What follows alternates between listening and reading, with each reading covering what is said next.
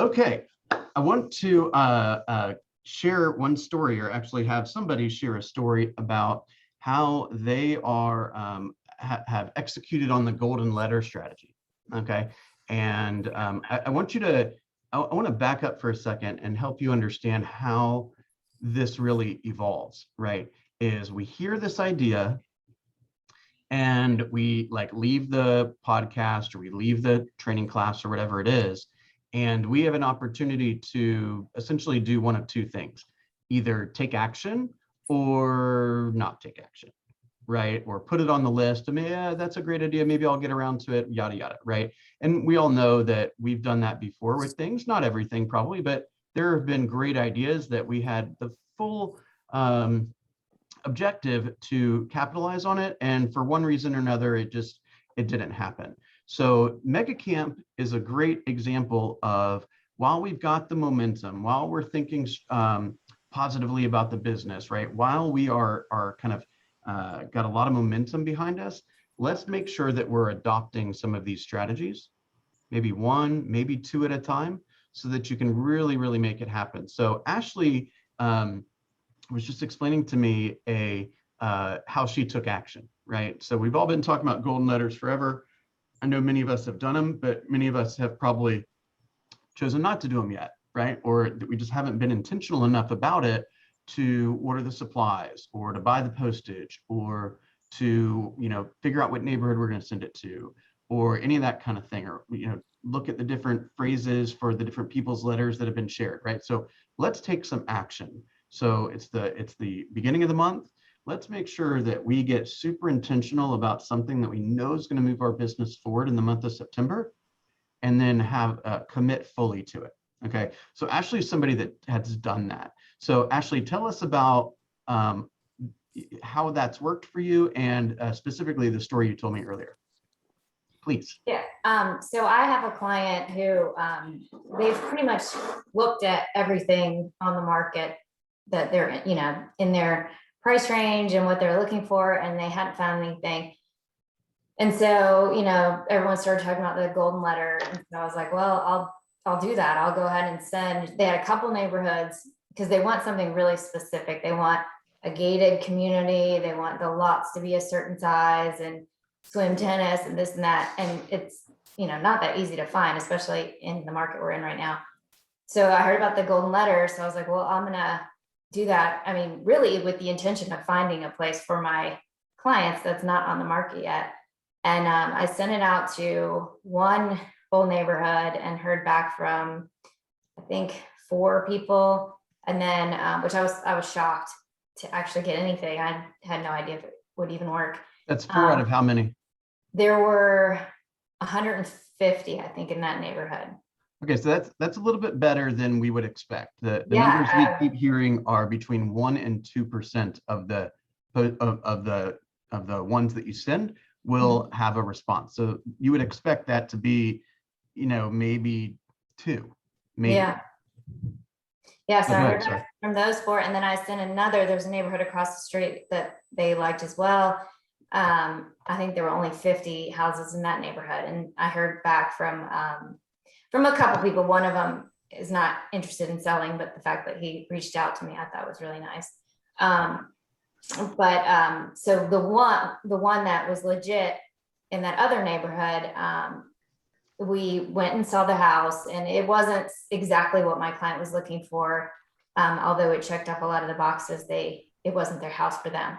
So but I've kept in touch with this guy. I wrote him a thank you note as soon, all of the ones that we visited, I wrote them thank you notes as soon as I got home. And that responded, you mean, right? Excuse me? So you sent it out, they took the initiative to reach back out, and then that caused you to write them a note, yes? Right. So after they reached out, we talked, and my clients actually went to see their houses. And so after we got home, I thanked them for allowing us to see their house and this and that. And so this one particular one, I thanked him, and I've kind of been in touch. I keep, calling every so often just to see, and I told him my client loved your house, but it just wasn't the house for them for whatever reason.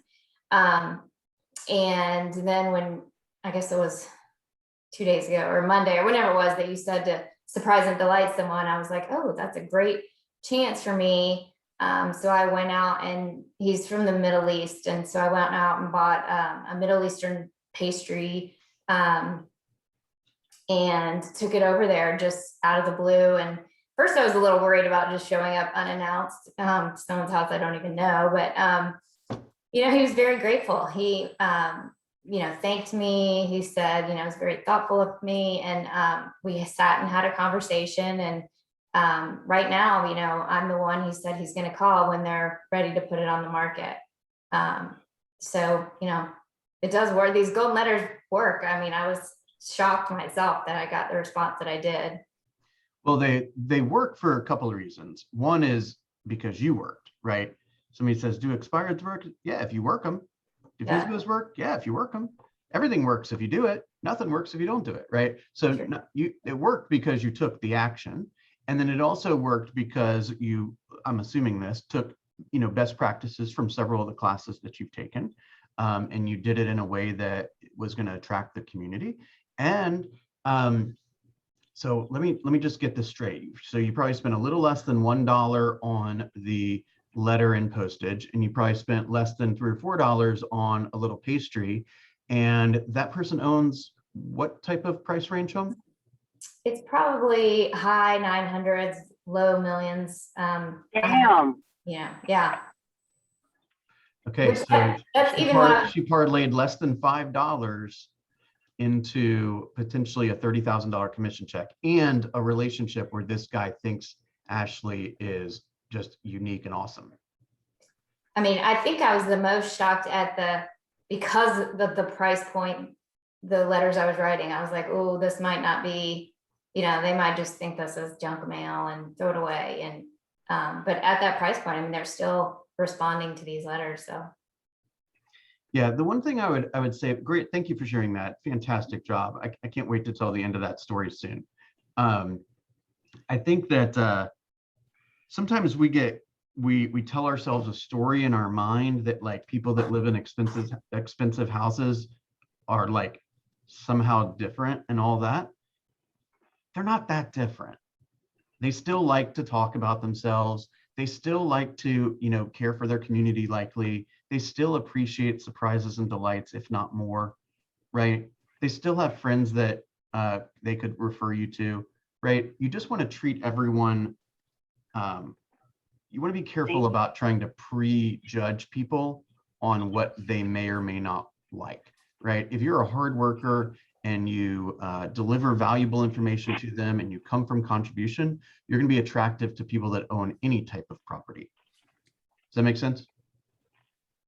Candace, it looks like you were going for the mute button. I was going to say, Ashley, what I love about when you took over the pastry to him is, in my experience, and I'm probably going to make a horrible generalization here, but people who are blessed with wealth or have wealth are oftentimes the cash cows for everything. They pay for every dinner when they go out with friends. They just are used to being the ones that bring out their card to pay.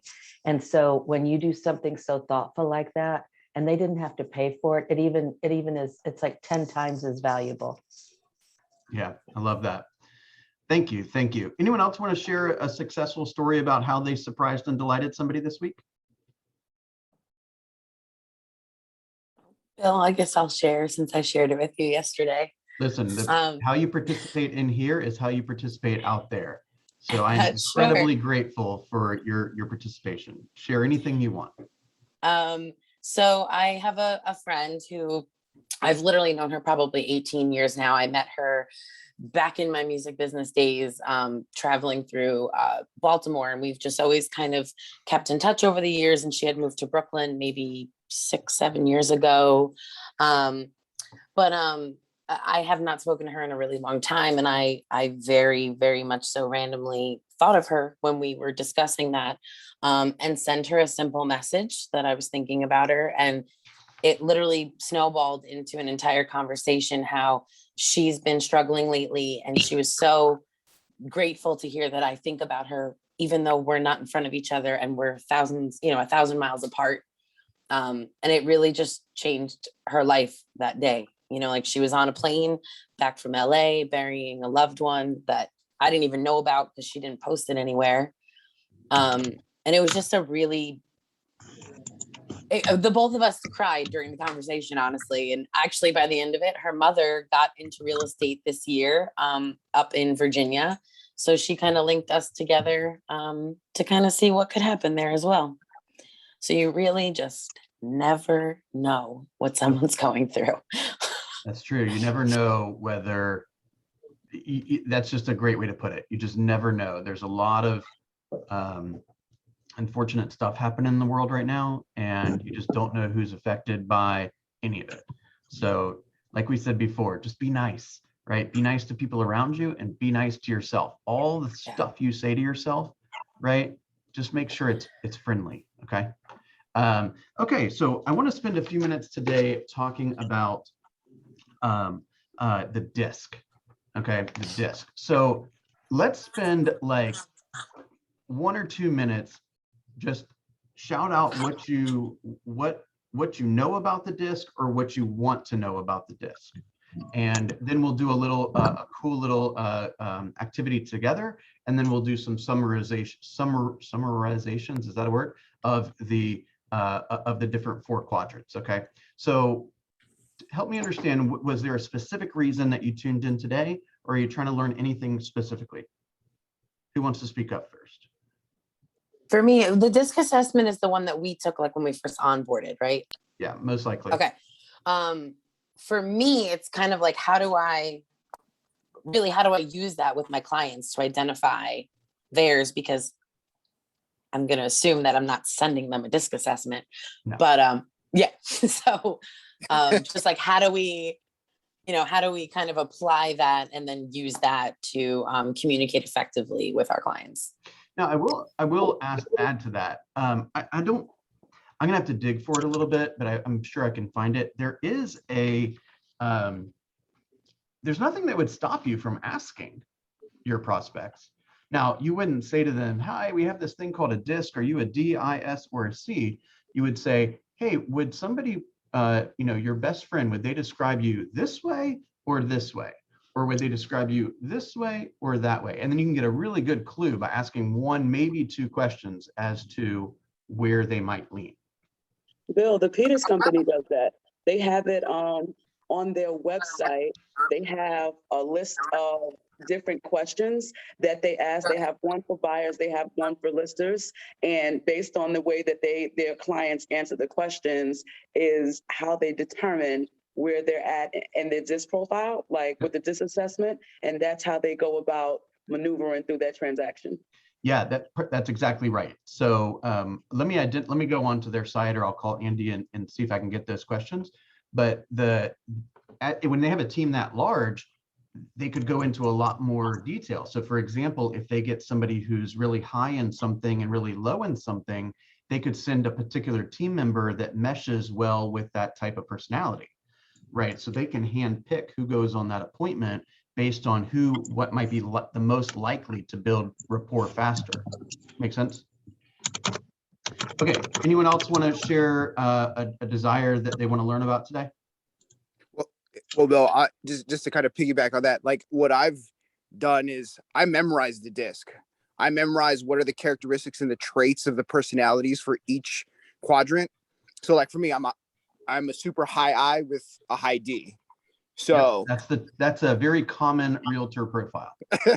But then, a lot of the times when you're talking to these potential clients during the pre-qual, you're going to kind of get a feel of their type of personality. And then just like what was mentioned, how the Peters kind of navigate with those initial questions. If we don't necessarily know, I try to identify it. That way I could tailor my dialogue, my feedback. Is this one going to need a little bit more nurturing and hand holding opposed to, is this one a high D where they just want very straightforward? Are they analytical where they just want these specific details, stuff like that? And I found it's been pretty helpful when communicating with these clients. But 100%. I mean, I could pretty much, once you get good at this, you could probably spend 30 seconds with somebody and figure out what they are. Right? Because it's like it could be like how expressive they are. It could be whether they talk really fast or tend to talk a little slower, right? It could be, you know, when do they like light up about things? Like, do they light up around like stats, or do they light up around talking about their family or their school districts or vacations or whatever? Like, what makes them tick? And we're going to go into some detail about that today.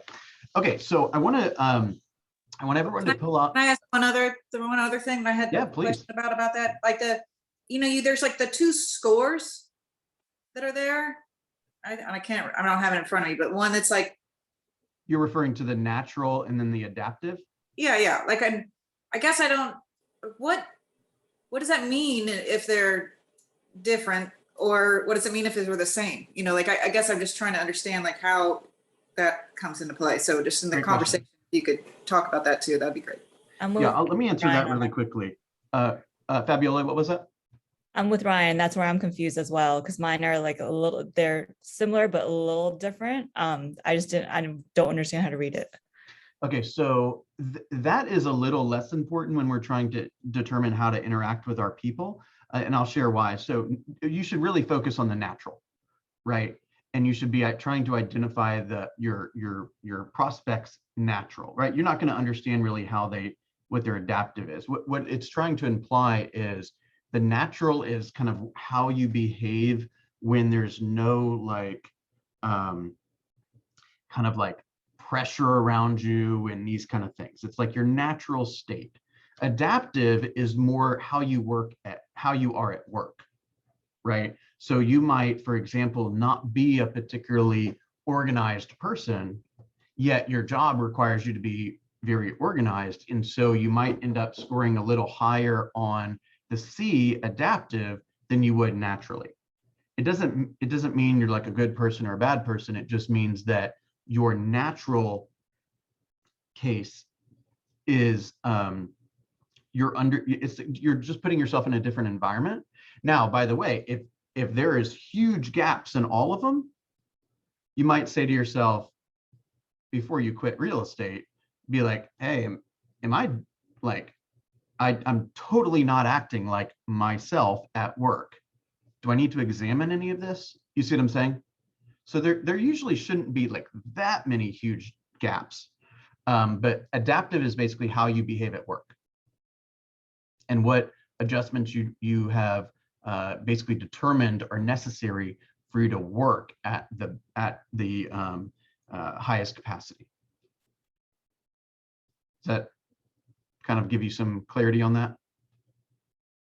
All right, beautiful. All right, I want everyone to take out a sheet of paper and put a line up and a line across, like a cross, okay? And create 4 quadrants. I'm not going to tell you what quadrants they are yet. Okay, so on the top 2, I want you to write the word purpose. Okay, and on the bottom 2, not in the squares, but just a little below it, write the word people. So top 2 purpose, bottom 2 people. Okay. Now, on the left-hand side of the cross, I want you to put respond. And on the right-hand side, I want you to put initiate. Okay. Everyone cool? Okay. Can you say that again? Yeah, I'm gonna run through it. I was trying to find paper. Exactly. I should have given you a heads up on that. Okay, the very top of the cross is purpose, very bottom of the cross is people, the right-hand side is initiate, and the left-hand side is respond. Okay, don't overthink this. I'm going to ask you 2 questions. I just want you to check the box, okay? This is natural behavior. Naturally, when you're interacting with other people, do you tend to initiate that interaction, or do you tend to respond to that interaction? First thing that pops into your mind. So I want you to check either initiate or respond. Okay. Everyone done? Okay.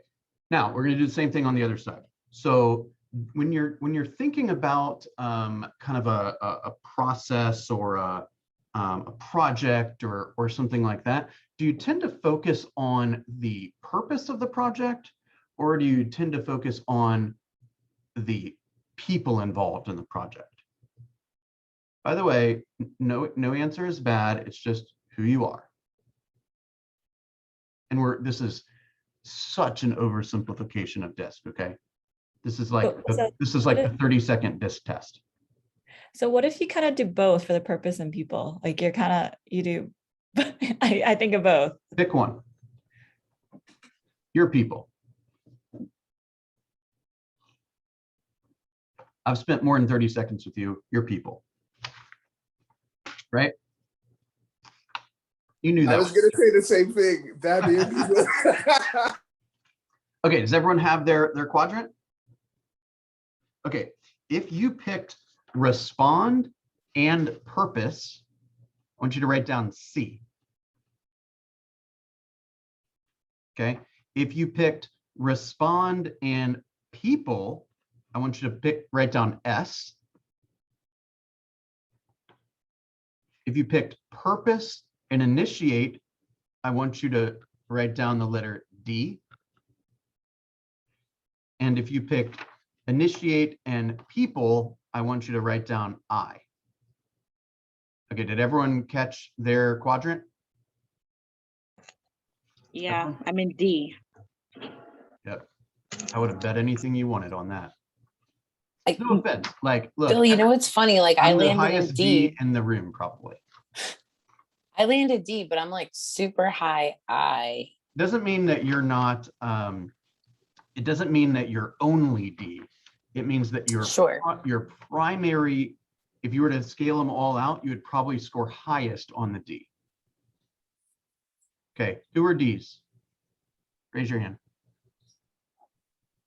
Okay, who are Is? Me. Oh man. Who are S's? Okay, and who are C's? Any C's in the room? I was a C. Okay, Corey, what are you? I'm an S. Yep. Okay. All right. I'm gonna give you, Stacy, I came up as a C on this. I can't find my hand to raise, so there you go. okay, so you said an S? Stacy? C, but I usually score high D, so yeah. But like I said, this is a very kind of rudimentary version. Okay, this is just for our class workshop. Okay, so all of the phrases and all that kind of stuff that that I mentioned today, don't worry about scribbling them all down. I will post the couple images that I'm using to describe all this stuff with you guys here after the session in the WhatsApp. Okay, so don't just hear what I'm saying. Don't focus on scribbling down every single thing I say. Okay. All right, I'm going to give you some general characteristics of some people based on what their primary letter is. Okay, again, it doesn't mean that if you're a D and you hear something that's a C that resonates with you, it doesn't mean you're not a C. It just means that based on this incredibly rudimentary test, I believe that you probably lead with the letter that you've written down. Make sense? Okay, let's start with dominance. Okay, D is dominance. Okay, your priorities are usually getting immediate results, taking action, challenging yourself, and challenging others.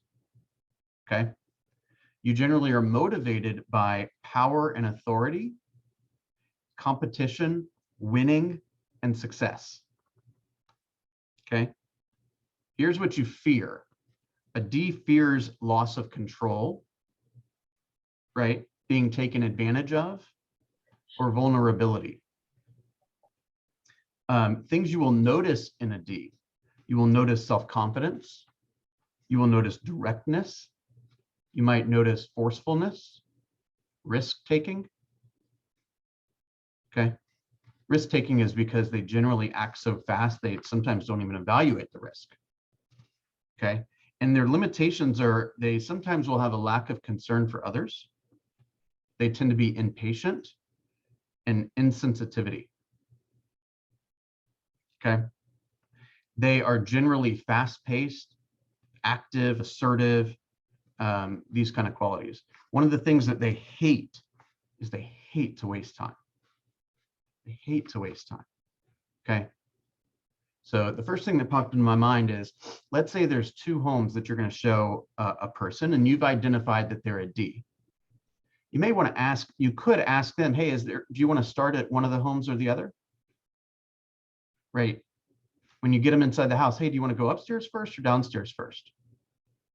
You see what I'm saying? You can just give them an opportunity to lead. They want to lead, right? If I say, okay, well, let's go upstairs first, and they are concerned about the basement, it's not like they don't like me. It's just that we're not building rapport as quickly as would be possible if I was aware of some of these behavioral patterns. Does that make sense? Okay. All right, let's go to I. Okay. Now, here's some general characteristics of both D and I. They're active, they're fast-paced, they're assertive, they're dynamic, and they're bold. Okay, so here's I. I stands for influence. Okay, their priorities are they express enthusiasm, they take action, they're very encouraging, and they're collaborative. Okay, they're motivated by social recognition, group activities, friendly relationships. They're basically the life of the party. Okay. They're the ones that thought of the idea for the party. They're the ones that set up the list. They're the ones that are first to leave or first to get there, last to leave. They dressed really colorful. No, we're also the first to leave sometimes. The first to leave are the C. I'm famous for my Irish goodbye. Yeah. It's like before, it was probably painstaking to recruit me to Keller Williams. It took forever. But ultimately, Denise, who was our team leader, brought my wife in and dissed her to try to figure out how to get me, right? And she described us by saying, you know, if you go to a party and you're there for 20 minutes, I'm like, I'm ready to leave this thing. And Rachel's like, we're just getting started, right? And by the way, to make it even more complicated, oftentimes opposites attract, remember? So you got to be asking enough questions to figure out who's in charge in this couple or, you know, whatever. And you got to speak to each person in a way that resonates with them. Okay, so influence, eyes, they fear social rejection, disapproval, loss of influence, and being ignored, right? Yep, shaking that head, huh, Ebony? I thought I was just a Leo. Now, I don't know anything about that stuff. Although I would assume that it probably comes really close to some of these things, okay? When you will notice the following things about an I, okay? Charming, enthusiasm, sociability, optimism, and very talkative, okay? And sometimes their limitations are impulsiveness, disorganization, and a lack of follow through.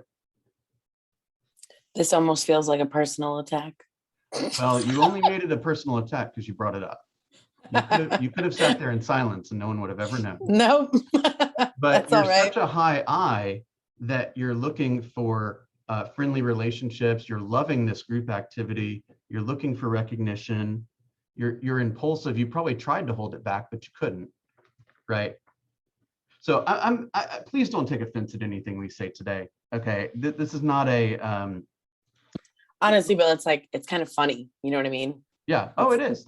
That's exactly what it should be. You're like, oh my gosh, this person knows me. Yeah, it's like you're literally writing me on a piece of paper. Like, if you think this stuff is detailed, you should take the Keller Personality Assessment, the KPA. Right? I will know everything about you if I study your KPA.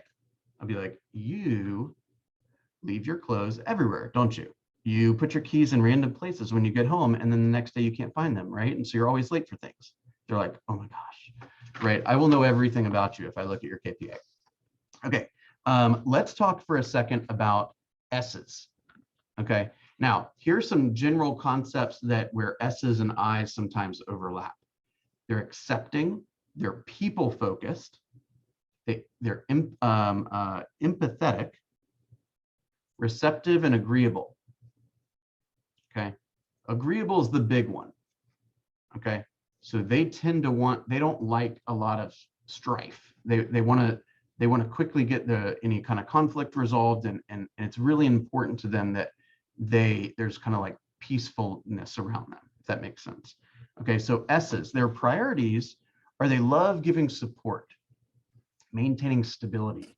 Wait, what does the S stand for? Oh, I'm sorry, steadiness. Steadiness. Okay.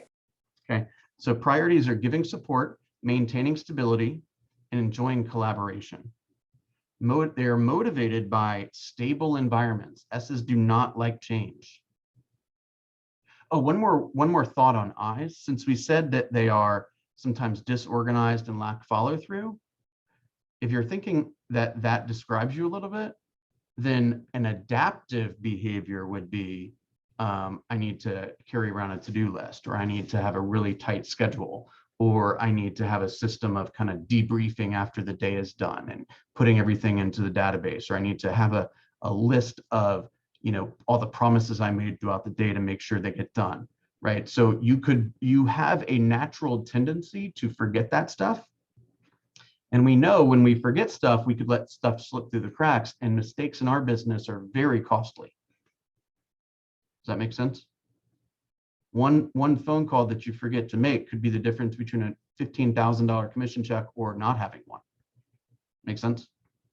Okay. And I just want to add to that. That's a really good reason to have a visible pipeline, because you do get busy and all of a sudden you're like, holy cow, they said they were going to buy 3 months ago and I forgot to call them. Yeah, next thing you know, they're celebrating their picture on Facebook with their new house and some other realtor you don't recognize. Yep, it will happen to all of us. It's like a what do they call it? It's like a what's the word I'm looking for? It's like I'll think of it in a second. Okay, it's like a coming of age, basically. Okay, they are motivated by stable environments, sincere appreciation, and cooperation, and opportunities to help. They love helping. They kind of seem to be like kind of motherly oftentimes. They tend to behave a little slower. They're really caring. They don't like change. They love surprises and delights, by the way. They love it. Okay. They fear a loss of stability, change, loss of harmony, like we talked about, and they also don't like offending others, right? So if you are, I'm going to try not to get too controversial here, but if you have people like on your Facebook feed that are, tend to be kind of confrontational or, opinionated, and they kind of seem to like creating, heavy discussions on vaccines or masks or Afghanistan or whatever, if that's their rhythm, they're probably not an S. Does that make sense? Okay.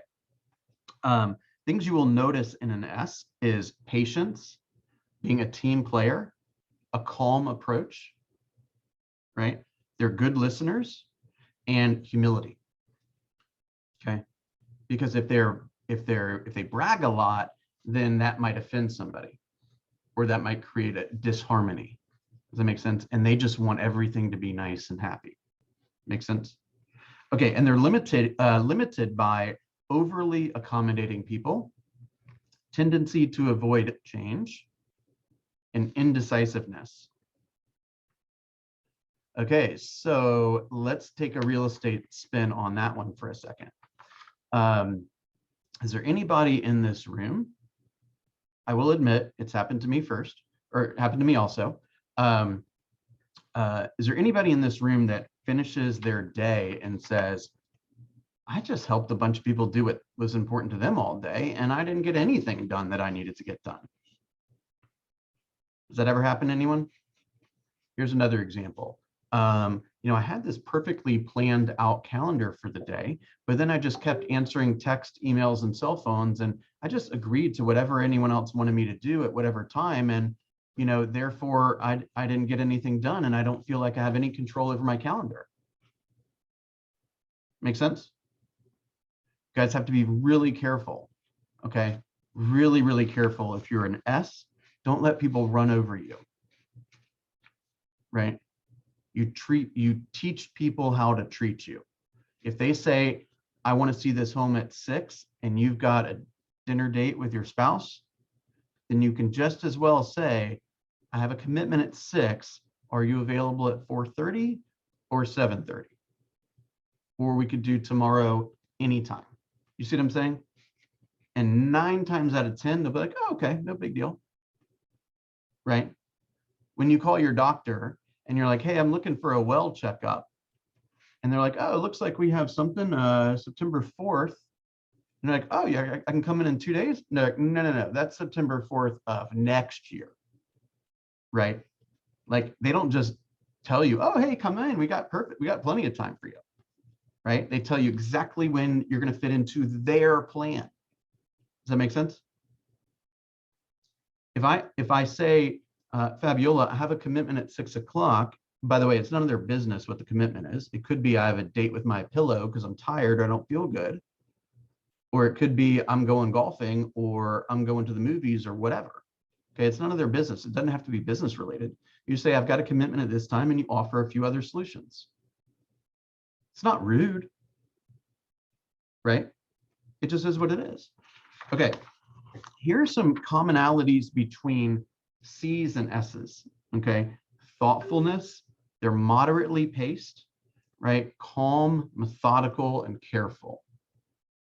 Okay, so now let's go over to the C's. C stands for conscientiousness.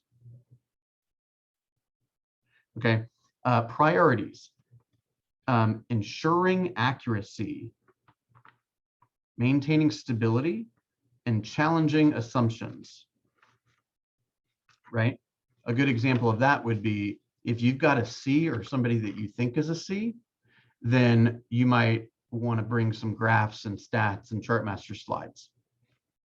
And then when they look at it closely enough, because they will, they'll be like, well, explain that to me. Why did that happen? So you better be ready for that. You tend to find, by the way, when you know somebody's occupation, you could also get a generalized understanding of where they might be, right? If they're a bookkeeper, they're probably a C. If they are a nurse, they're probably an S, right? If they are a musician, there's a good chance they're an I. If they're an attorney, there's a good chance they're a D, right? You follow what I'm saying? Because people choose jobs that are generally in alignment with how they like behaving. What does D stand for again? D is dominance. I think. Okay, so what motivates a C? Opportunities to use their experience, or I'm sorry, their expertise, or to gain knowledge, and attention to quality. Don't show some, you know, if you got like misspellings in your flyer, or things aren't spaced out properly, or, you know, you have some words capitalized and some words not capitalized, and there doesn't seem to be any rhyme or reason to that. They look at that and they're like, oh, I can't work with this person. Right? This person's going to drive me crazy with all these misspellings. I mean, literally, they will make decisions based on this stuff. Right? That's not just a D. I'm an S and I don't like that. Oh, this is actually, I'm describing a C. Yeah. Okay, well, it's not just restricted to just one is my point. Oh, of course, of course. There's, you know, if you look at this graph, there's like, you remember how I said the bottom has some tendencies, and then there's some commonalities between D and C, some commonalities between D and I, and some commonalities between I and S. So again, these characteristics could pop up in different spots as well, right? Interestingly enough, you know, a misspelling, I tend to be, I'm more of a high DC, right? And a misspelling bothers me because I have to waste time looking at it, You see what I'm saying? So, it can show up in a variety of different ways. Okay, how is a C, what do they fear? They fear criticism. They fear slipshod methods, which I think means like kind of randomness, right? And they fear being wrong, right? You will notice precision, analysis, skepticism, being reserved, and being quiet, right? So if you have somebody that's like, hey, what's the average square footage in the last 3 years in this school district? And, I looked up the square footage for this property in 3 different spots, and I noticed that one said 2,140 and the other one said 2,138. I just want to make sure I calculate this properly so that we can submit an offer that makes the most sense. You are looking at a C. Make sense? Okay. I wanted to share that I had a conversation with a buyer, and she said she created her own spreadsheet analyzing square footage and prices and all of the comps. I was like, please send it to me. I want to see how you did it, and because they like to share that. Yeah, and okay, so let's take that example, Corey. Thank you for bringing that up. So a C would create the spreadsheet. A D would be like, what a waste of time. Let's just do it. Let's just buy the house, right? And I would say, I don't care about any of that math. How do I feel in this home? What are my friends going to think, right? Where's the bar going to be set up when I throw my first party, right? That's what's on their mind. And the S is like, well, what do you think? Let's just do whatever you want to do, right? What's your opinion? Do you see what I'm saying? So we can take little individualized concepts like trying to decide what we should offer on a property and identify certain behaviors that each of these characteristics might display.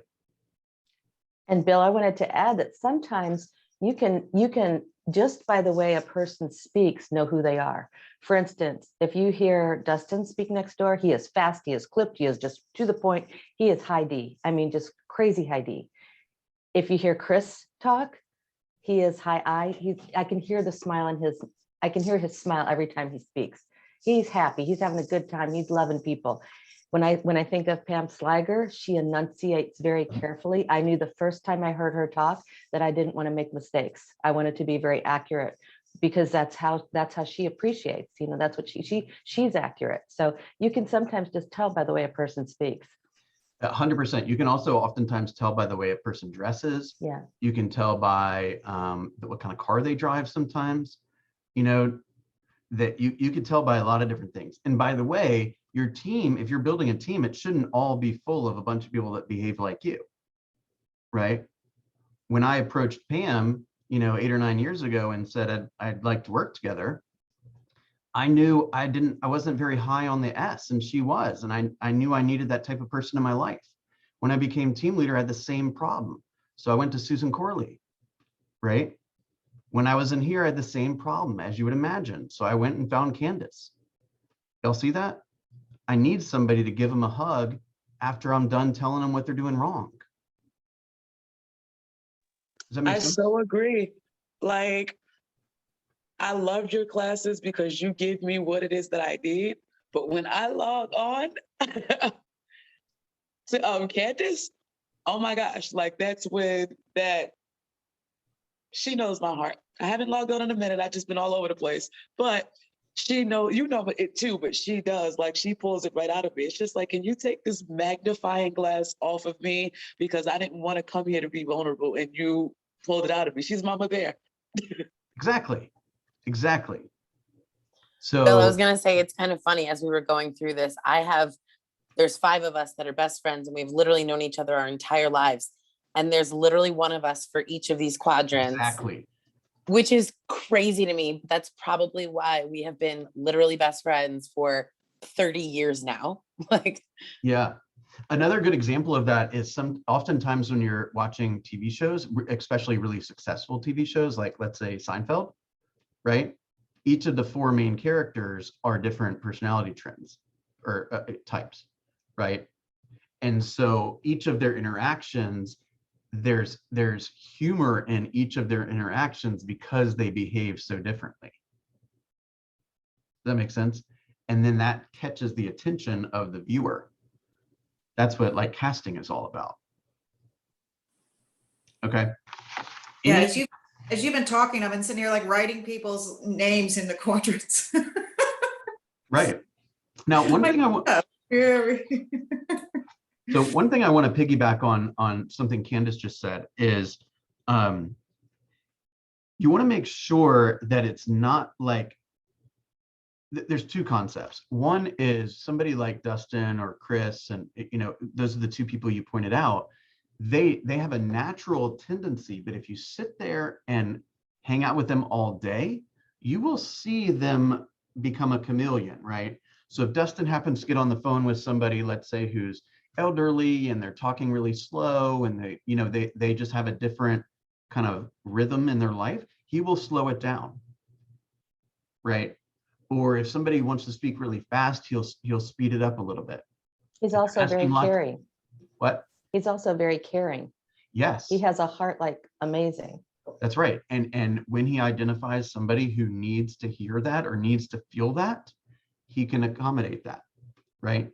So it's not, don't think that you as a sales professional should be aware of how to identify these different categories and how to kind of mold yourself in a way to appeal to that type of person so that you can build rapport as quickly as possible. Let me tell you one thing I don't particularly like about the disc, which is I think sometimes people use it as an excuse to be a jerk, right? They're like, oh, I'm a high D, so I don't have to sit through this. Or, hey, quit babbling, I'm a high D. You're like, hey, okay, but don't be an ass. Okay, I understand you're a high D, but just be polite, okay? Somebody might say, well, oh, I'm a high I, so I don't need to track anything, or I don't need to have checklists or anything like that. Well, if you want to be successful, you probably do, right? So don't box yourself in. Don't say, oh, well, I'm a low D, so I can't take charge, right? Or I'm a high S, so I can't bring some bad news to somebody or something like that, right? And Bill, piggybacking off what you're saying, that's more adaptive. What you're talking about is being adaptive. Yeah, that's also very true. And so the biggest thing I think is, for instance, I know that I'm a high I. I don't know why on this one I came out D, but I'm high I D. But I don't have to let that stand in my way of being accurate when I'm with somebody who's accurate. I don't have to let that stand in my way of being steady when I'm with somebody who's really steady and stable. So it's mostly just, we are who we are, but we don't have to let it get it. And it's fun to try on when you're with different people, to try on their personalities. It's kind of fun to try those on a little bit. And it's helpful in our business. Heather, did you have your hand up earlier and I caught it and didn't see it when I stopped talking? No. Okay, sorry. All right, let me give you one more idea. Okay, and then we'll stop for the day. So here's let's talk about giving feedback. Okay, giving feedback. So a D, they want feedback directly, clear, and concise. Right? I once had a client who was an attorney, and I should have known this, but I didn't. And he wants information direct, clear, and concise. And he would ask me questions, and I would just give him too long of an answer, right? He just wanted the answer. So one day he says, Bill, let me teach you something. When I ask you what time it is, just tell me what time it is. Don't tell me how to build a watch, okay? And I said, okay. You see what I'm saying? He wasn't trying to be rude. He was just trying to help me. Okay. And if you've got to give feedback, do a little chit-chatting before you approach the subject. Okay. ask I's how their weekends were. See what I'm saying? S's, if you want to give feedback, you should ask a lot of questions and allow them time to process, right? Remember, they tend to be a little bit more calculated. They tend to be a little slower paced. Oftentimes they're incredibly intelligent, but they're just not willing to make quick decisions. Okay. And C's, remember, cautious or conscientiousness is focus on what needs to be improved with expected results. They like metrics, right? Okay, well, I'm here and I want to be here. So how do I judge this? How do I rank this? How do I know I'm winning? Or how do I know that everything is in alignment? Make sense? Okay, literally I could teach this stuff for hours and hours and hours. There are lots and lots of resources online. We've done a class like this before. There's probably 1 or 2 additional videos in the YouTube channel. So obviously, if you have some questions about any of this, feel free to approach me and I'd be happy to answer them. I hope today was helpful. Did you guys get a lot out of this? Okay. Absolutely. All Very right. helpful. Thank you. Right. Everyone, no matter what square you found yourself in, you know, you're still a good person, right? You still are needed in our community, right? This is all about how do I build rapport with people of a variety of types and backgrounds. Make sense? It's so interesting, Bill, because this morning as I was driving in, I was thinking about Lee and Aaron and how much they do to support all of us, and that we wouldn't get our paychecks if it weren't for them. And then I was thinking they are probably S's. And I was thinking, how in the world can they stand being around all of us salespeople who are just like crazy D's, crazy I's, crazy. I mean, it's just, and they're probably C's as well. But they was were thinking both about that this probably morning. off the charts C Yeah, and off the charts S, both of them. yeah. And that's why they have the job they have. Yeah. Right. I mean, do you guys, like, at any one time, there's probably $500,000 worth of commission checks sitting on the counter on their desk, right? They see that stuff every single day. Wouldn't you think that they would say, gosh, I want one of those and go be a realtor? No, they don't want to talk to people. They just want to calculate things. And by the way, you can notice that we've identified the way different people speak. We can identify them by the fact that they're very quiet. Yeah. They're very quiet. But they're wicked smart. Oh yeah, crazy smart. Like, Erin's probably one of the smartest people I've ever met. Yeah. I mean, she is different. She's in a different category. So I'm Right. never gonna run down the hall by her office laughing and joking, because I think that will make them, I just think that would be discourteous. I don't know. You know, sometimes you can't help yourself. I Like, know. you know, sometimes Lee and I butt heads a little bit, and it's because our personalities are really different, Mhm. right? It's okay. We're still friends. We're still polite. Cool. All right, you guys, have a wonderful day. Thank you. Thanks, Bill. You too. Thank right, you. bye-bye. Thanks, Bill. Bye.